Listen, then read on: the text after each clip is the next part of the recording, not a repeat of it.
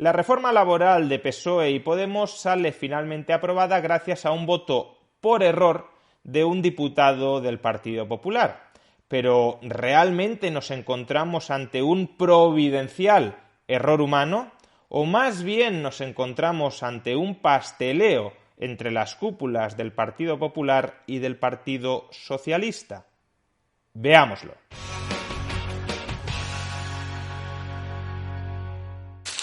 Ayer el Congreso de los Diputados convalidó el decreto ley de la contrarreforma laboral del gobierno de PSOE y Podemos por 175 votos a favor y 174 votos en contra. Un único voto de diferencia en la que probablemente sea la ley más importante de la legislatura, que para más INRI provino de un diputado de la oposición, de un diputado del Partido Popular, Alberto Casero, que dijo haberse equivocado en la votación. Si Alberto Casero hubiese votado en contra de convalidar este decreto ley, la reforma laboral se habría estrellado en el Congreso. De modo que fue este error providencial del diputado del Partido Popular lo que salvó la convalidación de la reforma laboral de PSOE y Podemos. La cuestión, claro, es, ¿realmente se trató de un error? ¿O estamos ante un apaño entre PSOE y Partido Popular para que el PP pueda nadar y guardar la ropa? ¿Pueda criticar la reforma laboral al mismo tiempo que facilita su aprobación? Empecemos exponiendo los hechos. Alberto Casero, diputado del Partido Popular y mano derecha de Teodoro García Egea, el secretario general del Partido Popular, se encuentra indispuesto en casa por una gastroenteritis y tiene, por tanto, que votar en esta crucial votación, una de las más importantes de toda la legislatura, desde su casa. Tiene que votar telemáticamente. Y eso es lo que hace Alberto Casero entre las 5 y las 6 de la tarde. Vota telemáticamente. Y vota telemáticamente a dos cuestiones. La primera, si hay que tramitar este decreto ley como proyecto de ley para que los grupos políticos puedan introducir enmiendas en el Congreso. El Partido Popular quería que se tramitara como proyecto de ley, el gobierno de PSOE-Podemos no quería que se tramitara como proyecto de ley, que simplemente se convalidara el decreto ley, y en esta primera votación Alberto Casero votó que no se tramitara como proyecto de ley. Y ese voto fue decisivo en esa primera votación. No se tramitó como proyecto de ley porque Alberto Casero votó no. Hubo 175 noes a la tramitación como proyecto de ley de esta reforma laboral y 174 síes. Pero es que en la segunda votación, que es la que ha trascendido mediáticamente, la votación sobre si hay que convalidar tal cual el texto de la reforma laboral según fue aprobado por el gobierno de PSOE-Podemos, o en cambio se tumba ese texto y no se convalida el decreto ley, en esa segunda votación la postura oficial del partido es que había que votar que no se convalidara el decreto ley y por tanto que se tumbara la reforma laboral. Y en esa segunda crucial votación Alberto Casero votó que sí se convalidara el decreto ley y por tanto que sí se consolidara jurídicamente la reforma laboral. Y fue precisamente por esta votación errónea de Alberto Casero por lo que terminó convalidándose la reforma laboral, por lo que la tesis del Ejecutivo terminó triunfando en el Congreso. La reforma laboral fue aprobada por este segundo error de Alberto Casero. Primer error, negarse a tramitar la reforma laboral como proyecto de ley. Segundo error, votar afirmativamente a la convalidación de la reforma laboral. En ambos casos, además, se requería una doble confirmación. Es decir, no es que Alberto Casero tuviera el dedo tonto, se equivocara de pulsar no donde era sí o sí donde era no, y ese input ya fuera introducido en el sistema sin que tuviera opción a rectificar.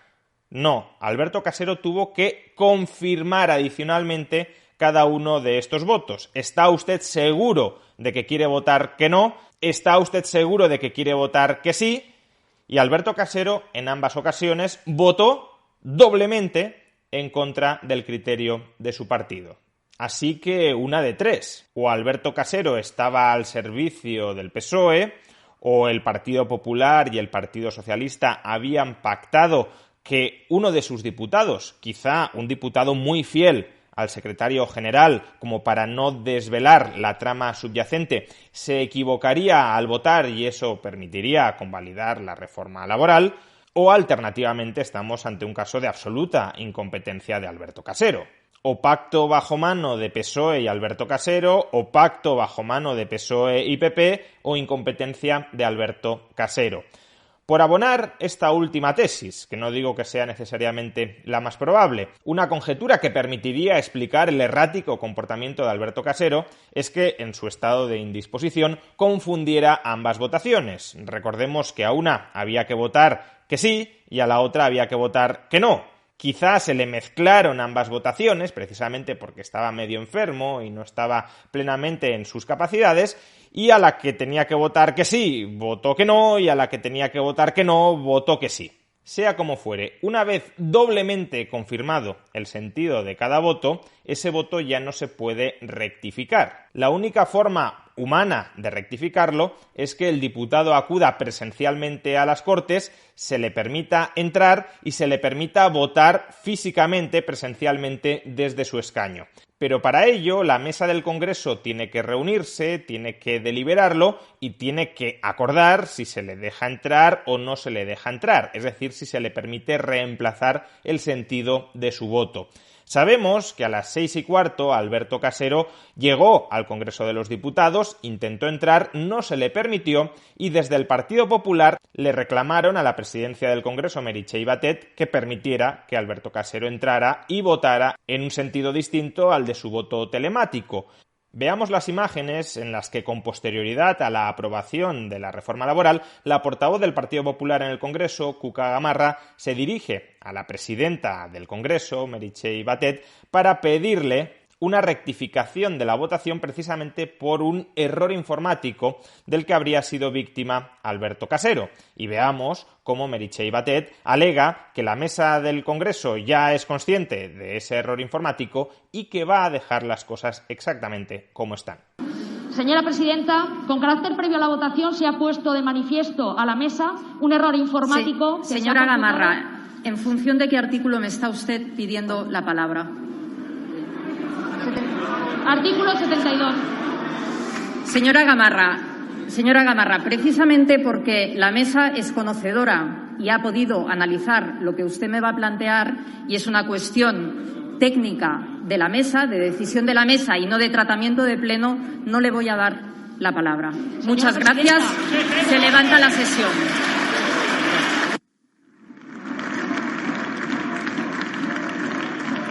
El Partido Popular alega ahora que la mesa del Congreso no llegó a reunirse formalmente para estudiar si había que permitir que Alberto Casero entrara en el Congreso y pudiese votar desde su escaño o no hacerlo, y que por tanto no se ha respetado el reglamento del Congreso. Lo que está claro, en todo caso, es que este error de Alberto Casero no fue un error inesperado, al menos no para el presidente del Gobierno. El presidente del Gobierno sabía muy bien, ya antes de que se produjera la votación en el Congreso, que la reforma laboral iba a salir aprobada gracias al voto errático de Alberto Casero.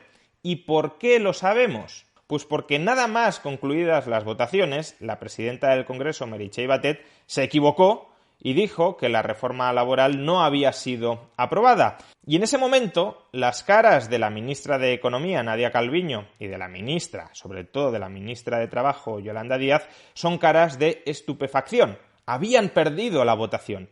Y fijémonos cómo antes de que Meritxell Batet rectifique y diga que se ha equivocado, que la reforma laboral sí se ha aprobado, fijémonos cómo Sánchez intenta tranquilizar a Nadia Calviño y a Yolanda Díaz con sus manos, diciéndoles tranquilas, que esto está bien amarrado.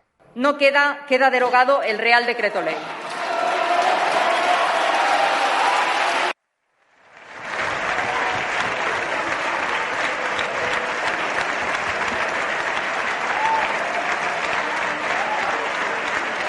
Volvamos a ver esos segundos clave con una velocidad ralentizada.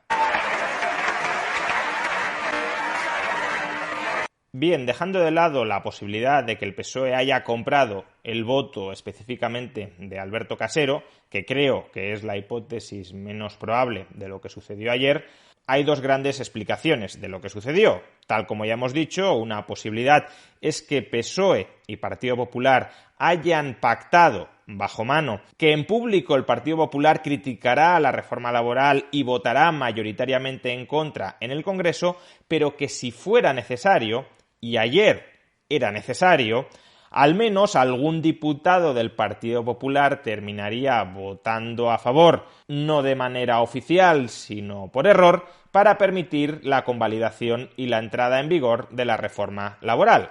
Esa es una posibilidad. La segunda posibilidad, la segunda explicación, es que efectivamente Alberto Casero se haya equivocado reiteradamente, se le haya impedido entrar en el Congreso, rectificar su voto desde el escaño y, por tanto, que una de las leyes más importantes de la legislatura terminó siendo aprobada de carambola. ¿Argumentos que avalarían la primera de las hipótesis? Pues fundamentalmente dos. En primer lugar, Europa nos exige una reforma laboral para liberar los siguientes tramos de los fondos europeos. Por tanto, aquí hay mucho dinero en juego. Si la reforma laboral decae, podemos obtener una mala puntuación frente a Bruselas y si obtenemos una mala puntuación frente a Bruselas, parte de los fondos podrían ser congelados. Fondos que, no lo olvidemos, no son de disfrute privativo del gobierno de PSOE y Podemos, sino que son fondos que en gran medida irán a parar a comunidades autónomas y ayuntamientos, muchos de los cuales están gobernados por el Partido Popular. En segundo lugar, y como ya he argumentado en otras ocasiones, esta reforma laboral, esta contrarreforma laboral que han aprobado PSOE y Podemos, en realidad es una consolidación de los elementos centrales, de los elementos nucleares de la reforma laboral del Partido Popular del año 2012. El decreto ley que fue convalidado ayer en el Congreso no deroga ninguno de los puntos clave de la reforma del año 2012, de tal manera que tendría cierto sentido que el Partido Popular facilitara su aprobación, porque de esa manera se consolida institucionalmente una reforma laboral que ellos consideran positiva.